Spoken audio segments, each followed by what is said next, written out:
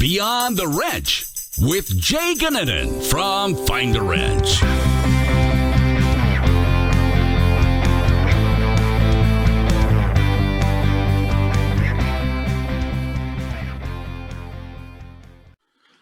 Welcome to Beyond the Wrench. My name is Jay Goninen. Today, I am really excited to welcome Carly Roiniotis. Did I get that right, Carly?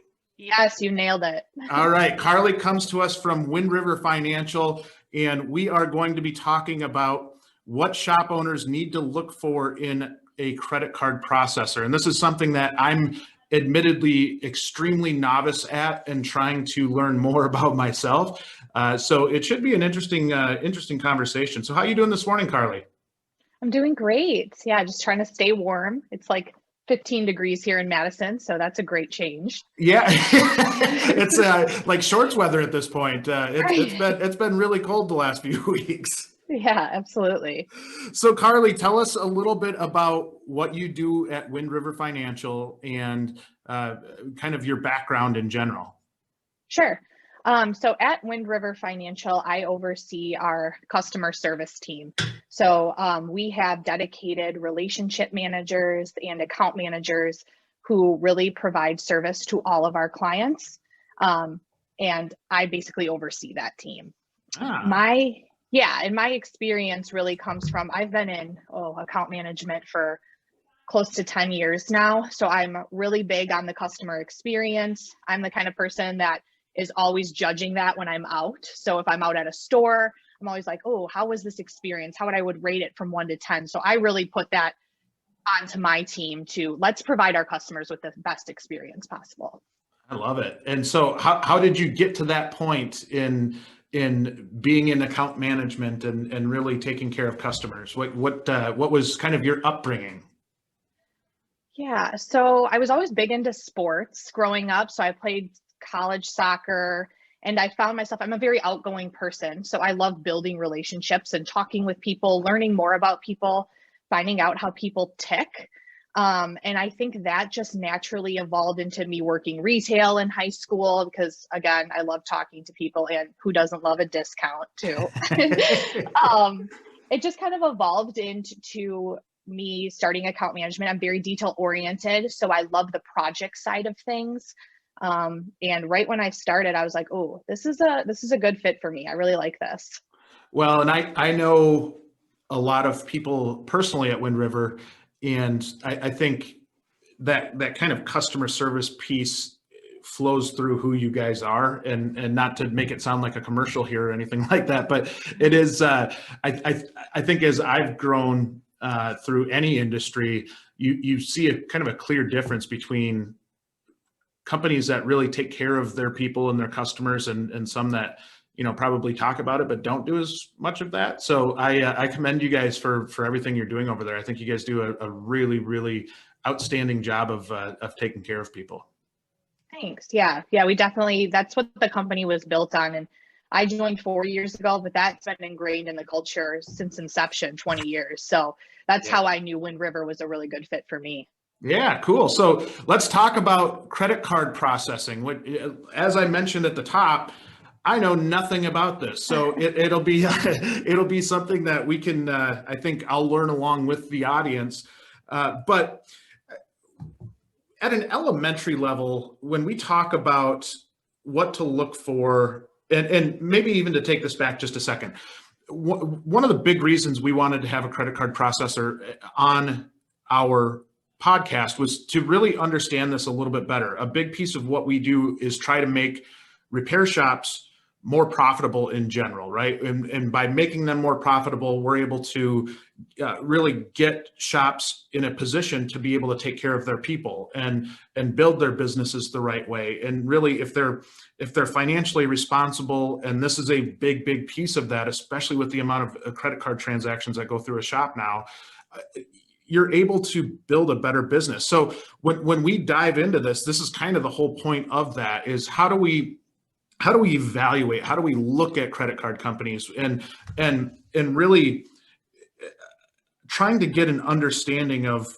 why it's important to a shop is so important. So I think to start off with, what are the differences among the providers that are out there? Like I see when I go out and when I started Find a Wrench, it was really overwhelming to kind of look at credit card processors. And that's not something when you go into business that you think a lot about, but it does have a pretty great impact.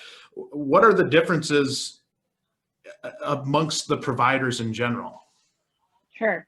Yeah. And I'll start by saying it's nothing new that someone who has never been a part of the credit card service is like, oh my gosh, this is overwhelming. What does this look like? Because before I started, I had no clue that this was even a thing. Right. It's not something that even a CFO at a company could look at a statement and be like, oh, I understand everything that's going on here. Even if you're amazing with numbers, it's just a beast of its own. So That's a great question to start with, because there are two basically main different providers. You have your payments providers, which are like Square. So you might go to a craft show and you might buy something and they take out their phone and they swipe the card, right?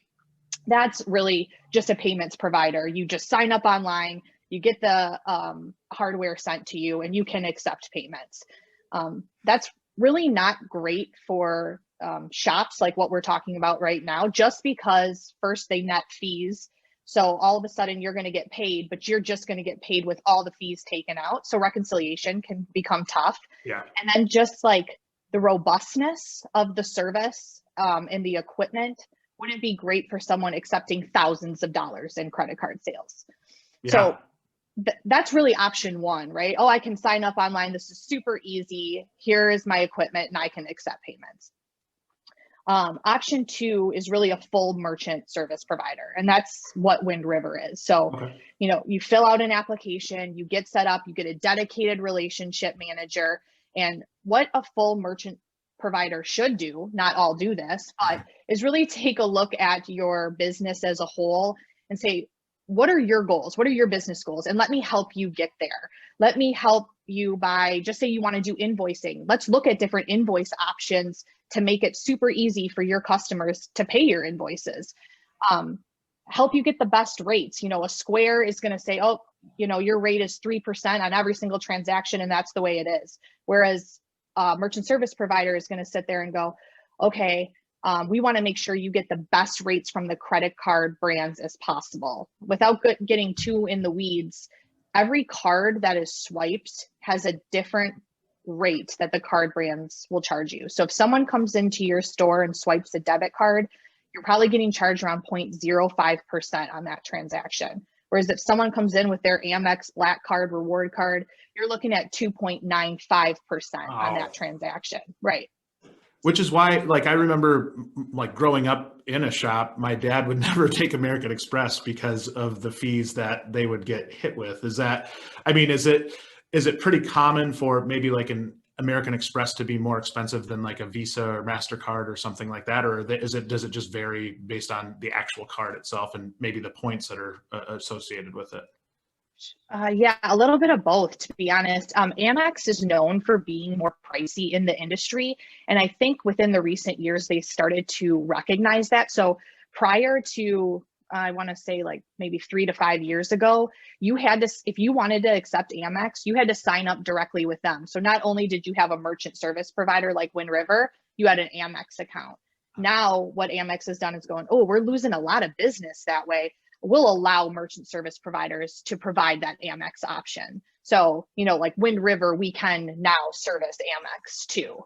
And so their rates have dropped a little and gotten in line with Visa and MasterCard. But prior to that, definitely more expensive. What was funny, I didn't notice the scope of that until I traveled a lot for work for a job that I had before, and our company cards were American Express. And it's surprising how choosy you have to be to go to dinner and make sure that they take American Express, because especially you go to a small town, there's not, the small businesses weren't apt to take the American Express. So that I think gives me a little background there as to why I would drive around looking for a restaurant that would take American Express.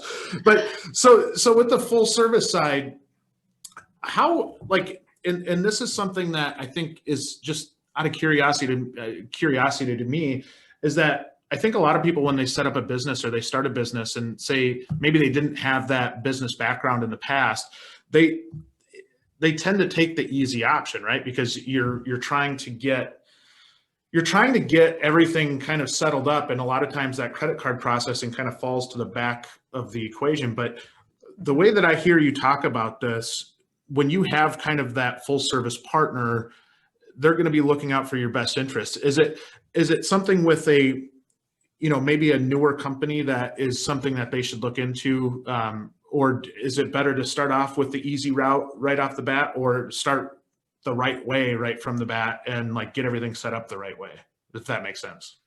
Yeah, no, I think that makes sense. And I think it all depends on where you're at in the business process. Like, for example, my friend just opened a coffee shop and she went the easy route right away. And it made more sense for her, right? She wasn't sure how many transactions were going to come through. She didn't know how well it would do. She's opening during a pandemic.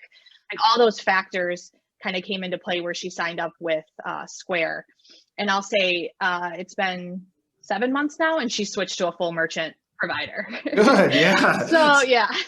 So what does it look like when you do go like to that full service side, or to that merchant services side over the payment services, the quick route? Like when you go with a good merchant services partner, what does that look like? What are the traits of maybe a good partner when you're trying to get involved with this? So the biggest traits are, someone should be talking to you about your fees. So you should know exactly what your cost structure looks like. And unfortunately, in our industry, if you take a look at your statement and another person's statement, they are priced so confusingly, and that is like not by accident. Like, unfortunately, there are some not great merchant service providers out there that do take advantage of the industry being so complicated. So the first thing is really to have someone talk about your fees. And I can only really speak to Wind River's, like, the experience here. And I know that my team and myself, we meet with all of our clients on an annual basis, and we go through all these fees. We monitor the qualification rates. Basically, are you getting the best rates possible from the card brands? And we say, hey, for some reason you're being charged 3 basis points more on these cards. Let's take a look at why. And maybe someone's forgetting to type in a zip code when they process a transaction. We identify that for you, and we say, here's how much you could save if you start typing in that zip code.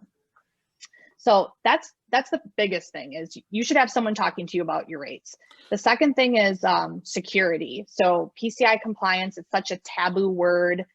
If you do not hear your merchant service provider talk about this, it's something you should ask about, and you may be getting a non-compliance fee on your statement and not even know it. Anyone who accepts cards, even if you go the easy route, needs to be PCI compliant. So what a good merchant service provider will do is provide you with a program that helps you get compliant, because it is super complex, can be convoluted at times to get through the questionnaires.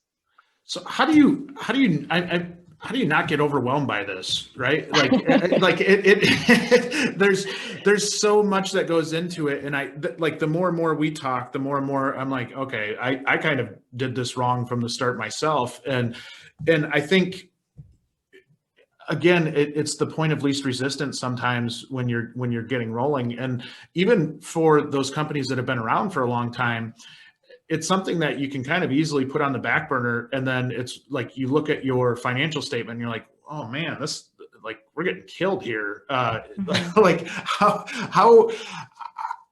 do you go about that? I mean, is it just that simple conversation of saying, okay, like, let's look at our rates, or say you are concerned about your rates and it's not on that annual conversation? Is a customer able to just say, hey, we're getting killed here, what can we do differently? And then just kind of, I don't know, kind of do some analysis on what your fee structure is? Yes. Yeah. So shorthanded, yes, it's so confusing and complex and confusing. And again, if you're not from the industry, you have no clue what to look for or where to even find where you're being ripped off. Right. You just know, I'm paying X amount of fees and this is ridiculous, right? Right. So my biggest advice to people is to take the total amount of fees you pay, just look at a couple months, look at 1 month, whatever you have available, take the total amount of fees that you've paid and divide that by your volume. So just say you had $100,000 in credit card volume and you paid $50. So you would take that 50 divided by that $100,000. And whatever percentage that is called your net effective rate. And that's essentially what you're paying per transaction to accept cards as a whole. Okay. If that's above 3%, that's when you should be pounding on some doors and saying, what's going on here? Why am I paying so much? Yeah. And especially that might seem like a small percentage, but when you look at, I know I've talked to a lot of shops that their percentage of credit card transactions as compared to cash transactions over the last 10 years, whatever it is, has skyrocketed, right? Like, and especially with some different security stuff, like I think people just like to use the credit card. That is interesting. That is interesting. So over 3% is kind of where you start to kind of put your line in the sand and start looking and asking questions. I would say that as within the industry. I mean, again, like I said, every card, it depends on your card mix, right? If you have all these high roller people coming in with their Amex Black cards, you're going to pay close to 3%. But the reality of it is the card mix that we usually see with shop owners is below that 3% mark. I mean, that's just a starting point to start asking questions with your processor. And what a lot of other processors will do, if you print out 3 months of statements and just say you sent them to Wind River, what we do really well is I would take a look at them, dive in and be like, listen, you're getting marked up here, here, here, and here. We really do that free of charge. I can't speak to what other processors do. And we say, here's all the ways that you can save money. If anything, it's just ammo to go back to your current processor and go, what's going on here? Why are you charging us all that? So I think that's just a really good starting spot around that 3% mark. There may be times where I get a statement, I'm like, honestly, this is pretty fair. 80% of what you pay goes straight to the card brands. There's not much we could do for you here. Yeah. So we're really fair and transparent in that way. Interesting. And if I'm a shop owner or manager and I'm looking at these statements, do you have any advice for like how to translate what they're saying on there? And you said it earlier in the podcast where some of these descriptions and the way that they're laying some of this out are intentionally complicated.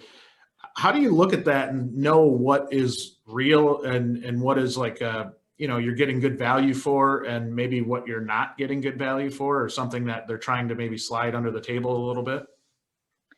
Yeah, that can be tough because fees can be hidden, like even within what they're calling interchange, card brand interchange. Like I've seen some companies, which I will not name any names on the podcast, but I've seen some larger companies actually add on their own fee on top of that. So it looks like you're paying that to the card brands, when in reality, I know how much that card should actually cost. And it might be marked up, 0.3% or something like that. But yeah. Things to really look at is, are you getting a Pci non-compliance fee?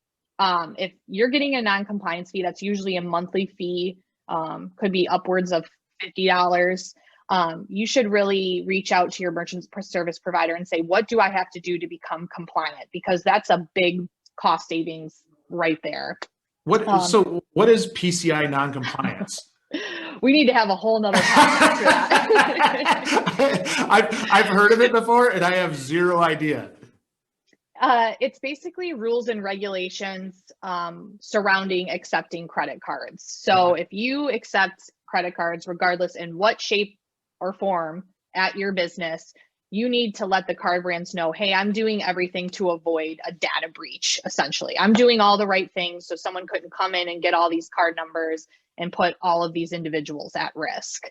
So what it really is it's a questionnaire. So you go through, you answer questions about your practices and your procedures throughout your business to check all the boxes and let the card brands know you're being safe with card data.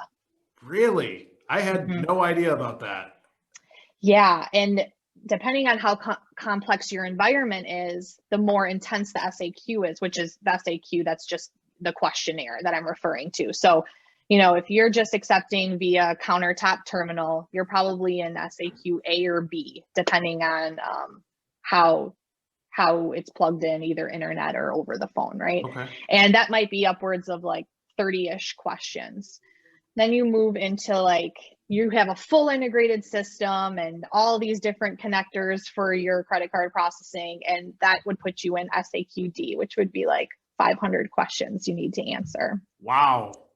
Yeah. So what we do, and what other merchant service providers I'm sure do, but what we take really pride in doing, is we help you through that process. We provide you a program, and we've stenciled out a ton of answers to those questions. So just say you download this package that we have, it'll go through and it'll answer a ton of questions for you. So your merchant service provider should be helping you become PCI compliant. They can help you to a certain extent. Obviously, they might not know your full network and know all that, but they can help you enough.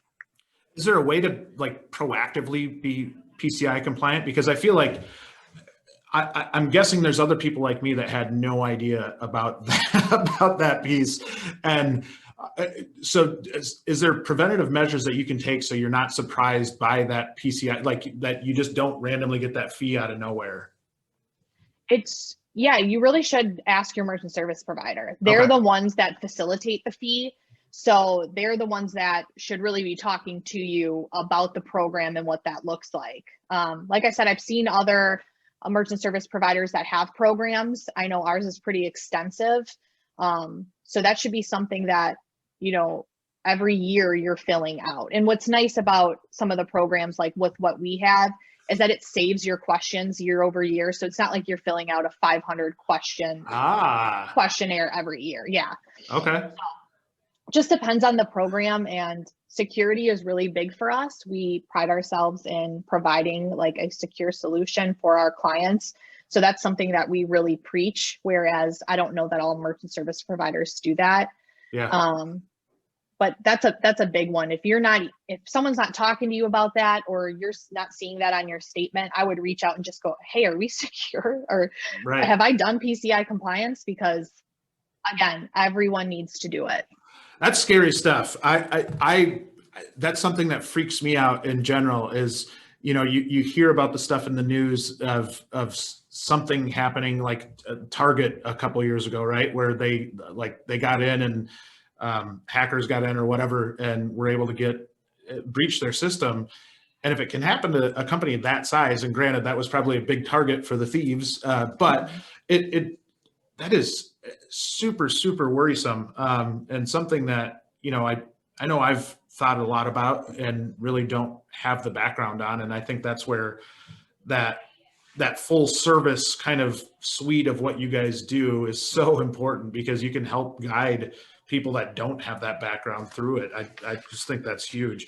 Now, what happens when you do get these fees, and you do have stuff on your statement that doesn't make sense? Is it, and say that I'm a customer of yours and I have some questions. What do I look for? What's the first thing I do? Is it just call my rep and try to talk it through, or kind of what is it that I need to be looking for when I do have questions and trying to figure that piece out? So if you do have a representative, I would definitely recommend giving them a call and talking through some things like, hey, I see this Pci Non-Compliance Fee. My fees, my net effective rate, they'd probably be so impressed if you started. My net effective rate is over 3%. And I want to know why. You've armed me with something now. I'm just going to go and say that. Yeah. They'll be like, oh, dang. So I would definitely call your representative. Again, if you know of other merchant service providers, printing off 3 statements is never a bad idea. It's never a bad idea to evaluate your processing, because anyone who's trying to win your business is going to poke holes in any statement they get as much as possible. I know that's what I do. Every time I get a statement, I take a fine tooth comb and I look at it. I'm like, okay, where are they overcharging these people? Because more often than not, they are. Sure. So if you do, everyone, seems to drop fees when there's some competition. So As soon as you get those statements out and you have some ammo and you call your representative, or unfortunately, a lot of times it's the 800 number if you don't have one, and you start asking questions, they should have good answers for you, or they should at least be able to help you. And if they're not, then maybe you look at reevaluating who you're with. That's not an odd thing for this industry to, jump to somebody else. Right. And I think it's super frustrating when you call, we've used kind of the quick services, the other, what did you call that? The payment services providers in the past, and to call and get put on hold and then have the person not know anything of what you're talking about can be really, really frustrating. And it feels like a waste of time, frankly. And that from a business owner standpoint, that your time is so valuable, and to spend time, on a phone waiting for somebody is just for something that needs to be fixed, but it's probably not on the top of your priority list is super, super frustrating. So I love that you guys are, like the full service side does take care of you. How do you, when you've got a rep, how do you, I don't know how I'm going to ask this question or how it's going to come out, but like, how do you know if they know what they're talking about? Sure. That's a great question. Other than like, they're like, it would maybe start off with the effective rate or something like that. But no, I'm just curious to, like, when you get say if you're talking to a company about your credit card statement or something like that, I mean, is there a way to kind of tell if they're qualified for that, or if they're kind of maybe just making stuff up? I don't know. Such a weird question. Yeah.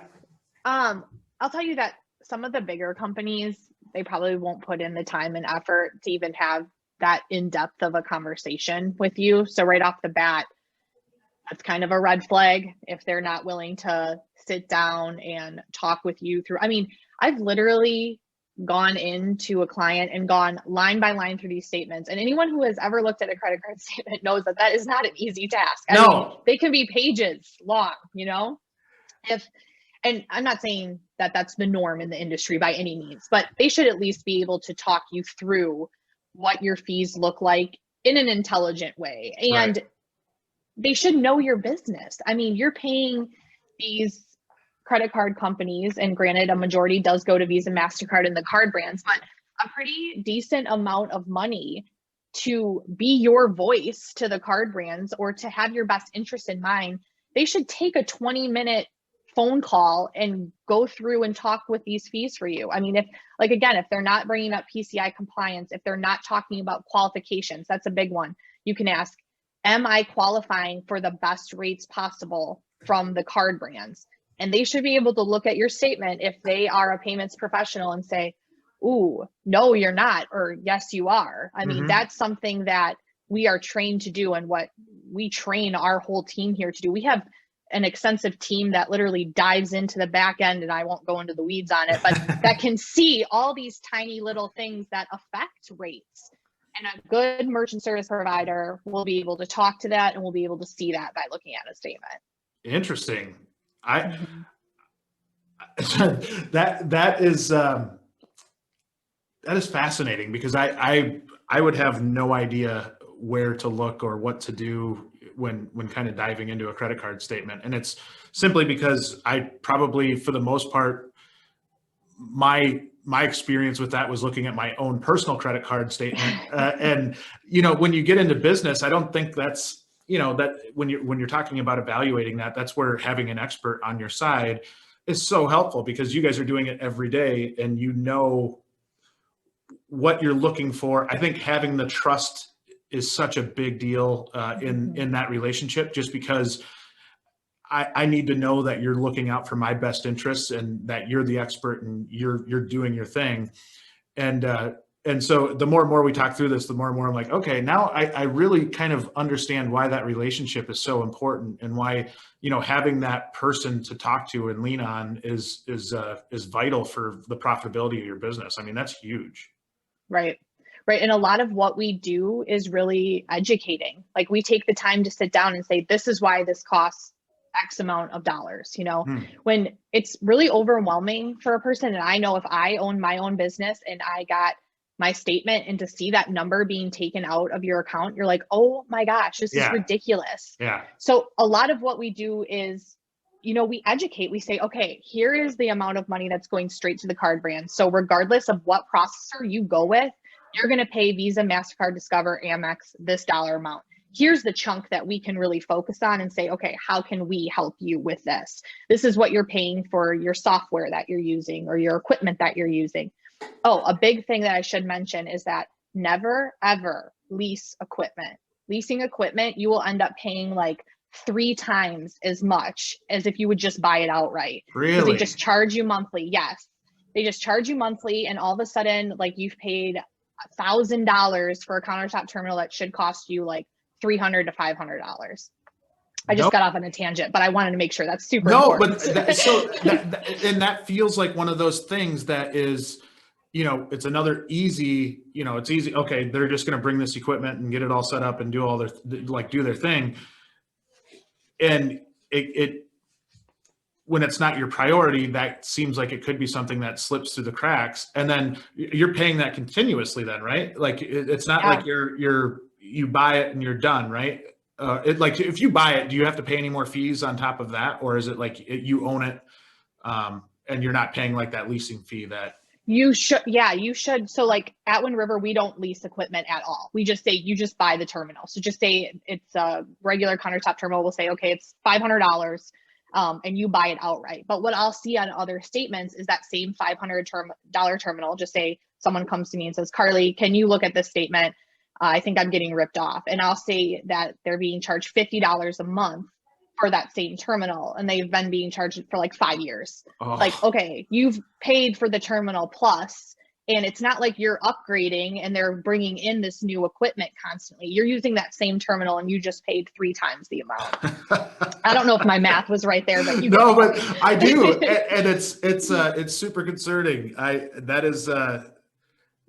is something that I hadn't really thought about, but that makes total sense. Speaking of that and kind of upgrading, what about like new technology? Obviously, in this past year that's been, coronavirus, contactless has been a pretty big deal. Like just the new technology and maybe the people not wanting to have contact with another person because of the threat of coronavirus. Has that changed things on the credit card processing side at all? Yeah. I think that, well, first, I think we're seeing that there's some businesses that are even moving to a completely cashless environment because cash is dirty, right? People are touching it. Germs are being passed through that. And even the credit card terminals. I mean, when coronavirus first hit, I remember a couple months after that, we started running campaigns and dealing with our vendors saying, hey, what can we get out to our merchants that's contactless? So even like a keypad that plugs into your standard terminal, now your employees don't have to touch the same equipment that a customer is touching. And it just limits that by, 50% or whatnot, the amount of germs that are being passed through there. So there's all different kinds of stuff. I mean, they offer stuff like e-invoicing where you can literally just send a link to your client via email. They click it and they can pay it without even coming in.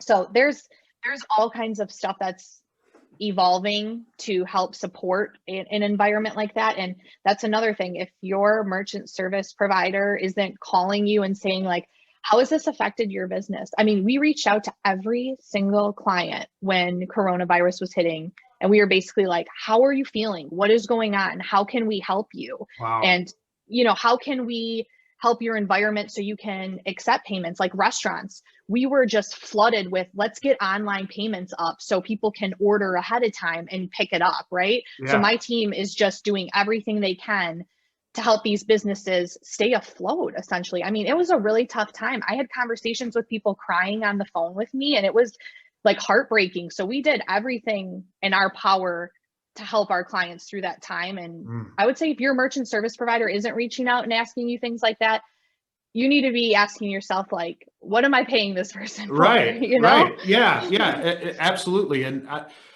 I think that says a lot about a company too, is how they reacted to that. And even from, the dealership side, I sit in on quite a few of like the dealership and auto, like the independent repair shop, like panels and stuff like that.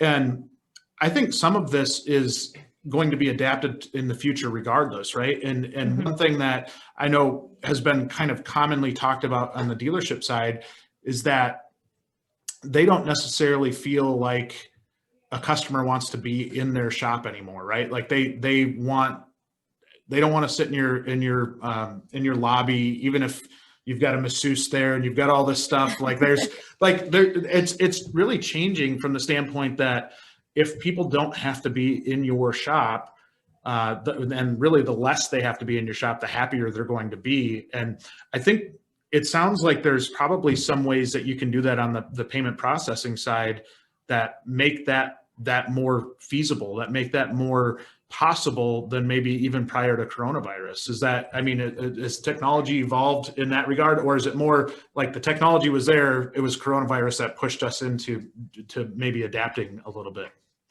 I think a little bit of both. And I think as I sit on these calls with different vendors that provide, the ability to do that we partner with, I'm hearing more and more about it. So it's like, how do we make the client experience better on that side for them to be able to pay on their phone, or pay by text is a huge one now, right? Yeah. So, I just text you it, you drop off your car, you get a text, and you pay that before you come pick it up. The keys are in there waiting, or however you do it, and you really don't have to interact with anyone.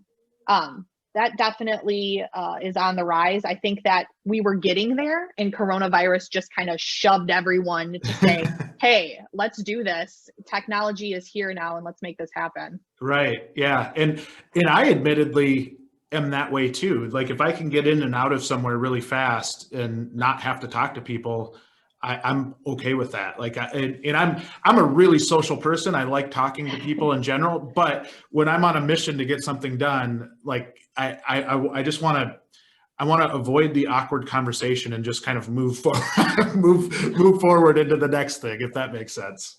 No, absolutely. I'm the same way. Like I order my coffee ahead of time for sure. Like I am not standing in that line. I agree. So when we talk about this and you're engaging in a relationship with a credit card processor, what does it look like from like the term side? So am I having to sign a contract everywhere I go, or is it like a month-to-month thing, or what should I be looking for when kind of trying to figure out what terms are best, and maybe somebody tries to lure you in with long terms with some type of attractive offer? What is it that I should be looking for that is maybe a good terms, or what's a good contract versus maybe not a good contract? Yeah, so that's an interesting one, because the majority, I think, of merchant service providers require a contract. So usually it's 3 years. Sometimes you can get better rates if you lock in for 5. Wind River, we really do at will. I've seen a few other competitors do at will too. But what you'll see across the industry is if you do sign a 3-year contract, you will get a lower rate, essentially. Okay. But our biggest thing here at Wind River is we want you to be at will. We want to earn your business every day. So we do not push clients into our contracts any way, shape, or form. I think that's unusual. I think that most merchant service providers will ask for a 3-year, or they might increase your rate a little bit if you do want to go at will. So that's something you want to look at. You'll want to look at what the buyout is for that contract. If I do want to switch, what does it look like? Right. What will it cost me if I'm not past that 3 or 5 year mark? Another thing to look at through those terms and conditions is how they charge you. So there's all different ways. And again, I could get into the weeds with them, but bundled pricing. So are they saying, hey, on every transaction, you're just going to pay 2.75% across the board?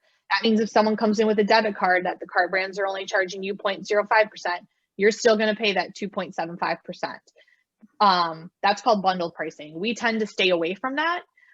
just because it's not really fair. Right. A lot of times credit card processors are making a lot of money off that, especially if you have low interest cards that are coming in. What we have is the cost plus model, which is essentially we pass on everything at cost from the card brands, and then we charge a clear assessment rate on top of that for our services. So you'll see that broken out on every statement, and that's clearly identified in the terms and agreements too. So you'll want to look at that. And then I love that though. No, I love that because you're being upfront about what your charge is, and it's, you know, I think it makes it really easy to see what your ROI is too, right? Like if I'm paying you as a credit card processor or as more of that full service piece, I can understand what the value is there and not have it be kind of buried in some other stuff where if you're doing that bundle or you're doing some of that where it's really hard to dig data out. It's really hard to dig like specific, it's really hard to itemize like what in the world am I paying for? Being able to kind of equate that back to, okay, these people helped me save this much money that clearly paid for that fee. Like it just, to me, it's a no brainer because you can see, you know, really upfront what the ROI is. Yeah, absolutely. And even with those cost plus models, what you'll want to, the last thing that I would say really focus on is it's called qualified and non-qualified. You'll see that all over our terms and conditions page. And what that means is if for some reason you're not passing enough data to get that best rate from the card brands, which we talked about earlier, that, you know, if you're missing a zip code or if you're missing essential information, the card brands will ding you. These processors or merchant service providers will actually add an additional fee on top of that. So not only are you getting hit by the card brands, but then it's a way for the merchant service provider to make money too, to say, oh, well, you didn't qualify, so we're going to take another chunk of that, which to me is just like highway robbery personally, because like, why wouldn't you want to help your client, not hurt them? So, hey, you didn't do what you were supposed to do. I'm going to hurt you instead of help you fix this, you know?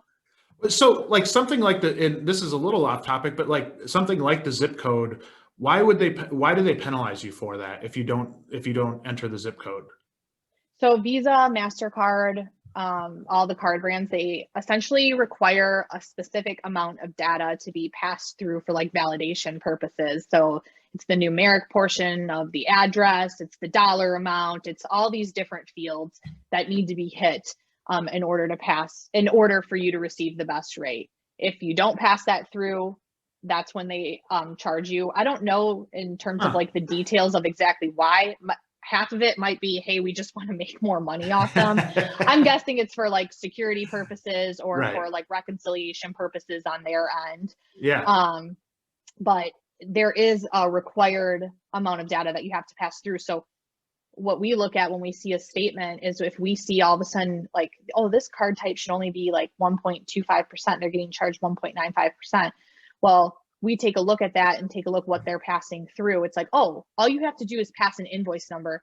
Even if you don't have invoices, just put a number 1 in there and you'll start getting all the best rates possible. And what these other providers will do is just add on top of that and not tell you that that's all you have to do. You know, it's super complex and I'm probably getting a little too in the weeds, but you can just see where you can get taken advantage of really easily without even realizing it. That is, and now that I'm thinking through just like a random credit card transaction, like when I go to the gas station and you put your card in and then I ask for your zip code, now that kind of makes sense. I always kind of wondered, I thought it was something with security, but that's interesting. I had no idea. And that I think sometimes can make you feel even more overwhelmed when you see like everything that's out there and all the stuff that you're trying to get around. But so let's talk about, we kind of have a little bit more of a base education here on credit card fees. Now, let's say I'm lining up maybe like 3 different credit card processing companies and I want to understand, how do I pick that company? Like how do I know that they're going to take care of me, that there's value there?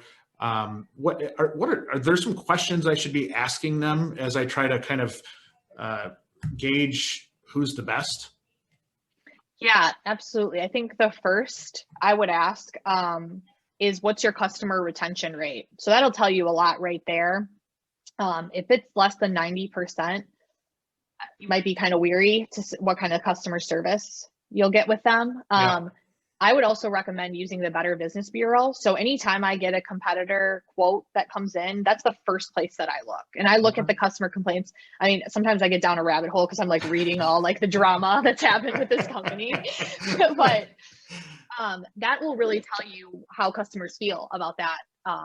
Sometimes I see like D's and C's and I'm reading through and I'm like, I cannot believe that this situation has happened. And then the company doesn't respond. I mean, that kind of leaves a bad taste in your mouth too. So Yeah. I would do the research on if you're really looking for a true partner, that's huge, customer retention rate. And hand in hand with that is like, how do they handle the service and support? So are you getting a dedicated relationship manager? A lot of times what we see is, oh yeah, I have a sales rep.